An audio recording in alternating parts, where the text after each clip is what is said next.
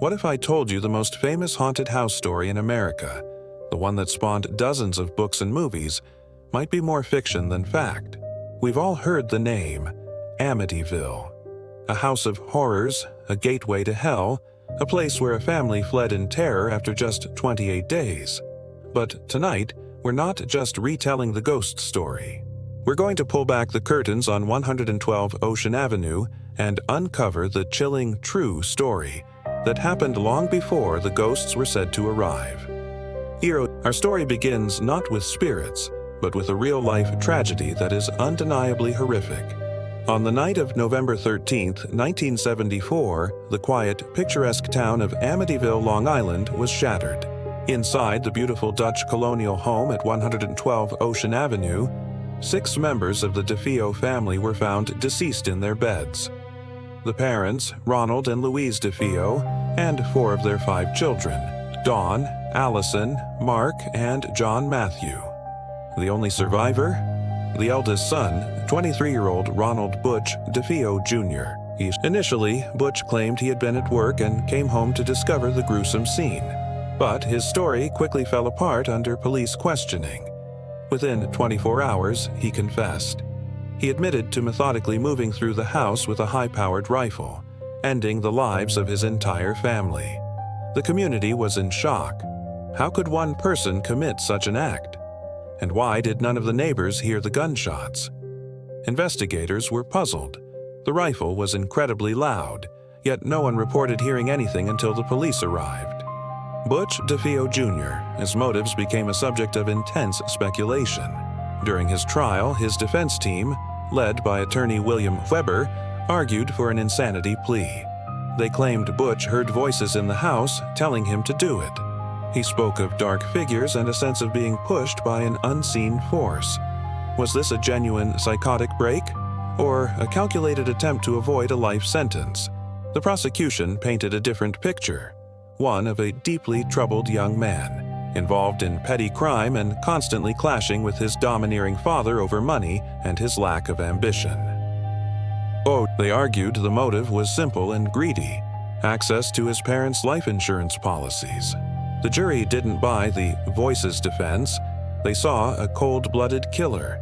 In 1975, Ronald DeFeo Jr. was found guilty of 6 counts of second-degree murder and sentenced to 6 concurrent sentences of 25 years to life in prison. For most, this would be the end of the story. The crime was solved. The killer was behind bars. The house on Ocean Avenue was just a house again. A tragic crime scene, but just a house. That is, until the Lutz family came along. Just over a year later, in December 1975, Kathy said she levitated in her sleep. George would wake up every morning at 3:15 a.m., the estimated time of the DeFeo murders, feeling inexplicably ill.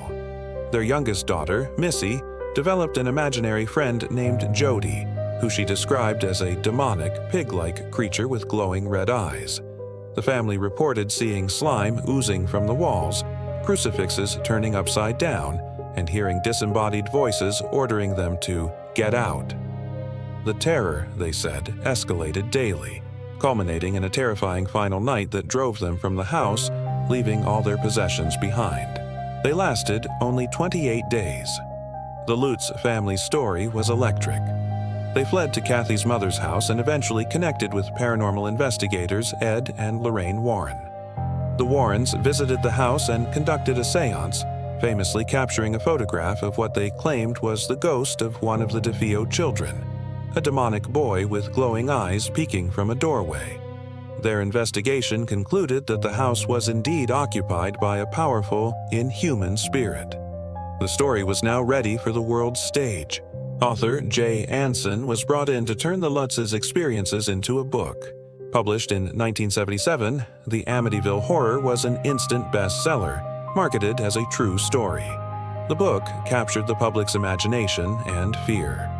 It was followed in 1979 by the blockbuster movie of the same name, which cemented 112 Ocean Avenue as the most terrifying haunted house in modern history. The story was a cultural phenomenon. But as the money and fame poured in, so did the skepticism. Oh, cracks began to appear in the true story. Local residents and journalists started questioning the details. For example, there was no record of the massive police presence the Lutzes described during their haunting. The priest they claimed was tormented by the house had a very different recollection of events, stating his conversations with the family were far less dramatic. Most damningly, William Weber Ronald DeFeo Jr., his own defense attorney, came forward with a shocking claim. Weber alleged that he and the Lutzes had concocted the entire haunting story over several bottles of wine. His motive? He hoped a widely publicized haunting would lend credibility to Butch DeFeo as the devil made me do it. Defense, creating grounds for a new trial. For the Lutzes, the motive was financial. They were in over their heads with the house purchase and saw an opportunity. Weber claimed they took the real-life horror of the DeFeo case and embellished it with every ghost story cliché they could think of. The Lutzes, of course, have always maintained that their story was true. They even passed a lie detector test, though the validity of those tests is often debated. They sued William Zeber for his claims, and the legal battles between the various parties involved became as complex as the haunting story itself. Subsequent owners of the house have reported absolutely no paranormal activity. They've lived there for years, peacefully, annoyed only by the constant stream of tourists and ghost hunters who still flock to the quiet street. So, what is the truth of Amityville? Was 112th Ocean Avenue a portal to hell that tormented the Lutz family? Or was it a clever hoax, a story fabricated for fame and fortune, built on the very real tragedy of the DeFeo family? The evidence seems to lean heavily towards the latter.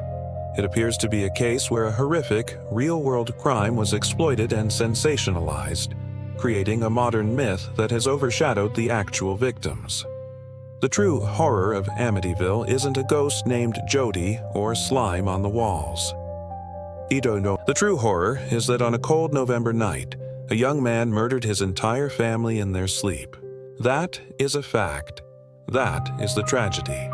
The ghost story, whether you believe it or not, has become a multi-million-dollar franchise, while the memory of Louise, Dawn, Allison, Mark, and John Matthew DeFeo is often reduced to a spooky footnote. Thank you so much for joining me on this deep dive into one of history's most debated cases. If you found this interesting, please hit that like button and subscribe for more explorations into the real stories behind the headlines. See you next time.